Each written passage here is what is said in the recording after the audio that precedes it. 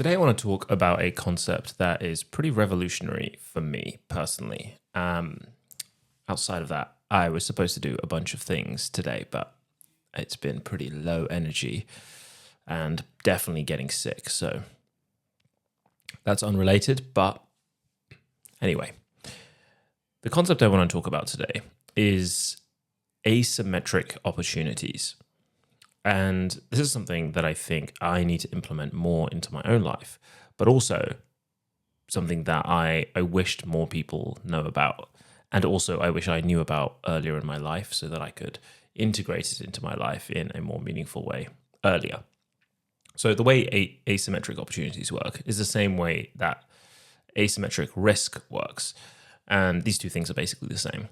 So if you think about decisions having risks and rewards, some decisions will have equal amounts of risk and equal amounts of reward. And so this is when people say, you have to risk more to get more. But that's not entirely true. You could risk a lot and actually the reward from that risk is very little. That's generally, maybe doing something extremely dumb where it's very obvious that the reward is not that much. But you do it anyway, you risk a lot for very little reward. But there is also the flip side of that, which is there are opportunities in which you have to risk very little and the reward can be huge. Now, these are the types of opportunities that I think that people should be taking without hesitation.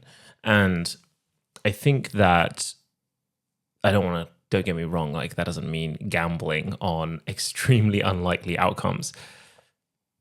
What I'm actually talking about is things like let's take the starting a YouTube channel as an idea. If you make content that's bad, no one will see it because that's how the algorithm works.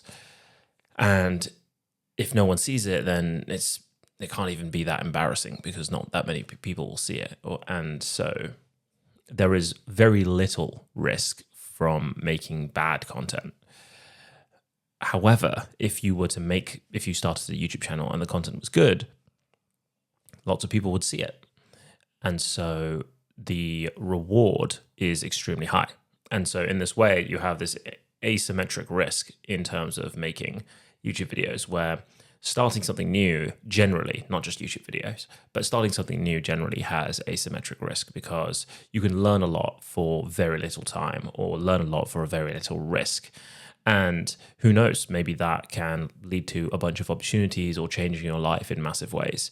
And I think that finding and understanding places where you have asymmetric risk is a really important one because you can learn a lot. You can learn a lot from taking asymmetric risk, and it's very much like a free way to have huge upside for very little downside. So that's just an idea that I was thinking about today while I was sick because I talked about it with someone yesterday.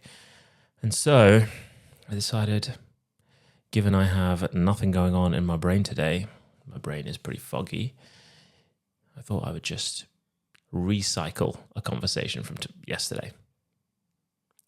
And that's the Sunday video.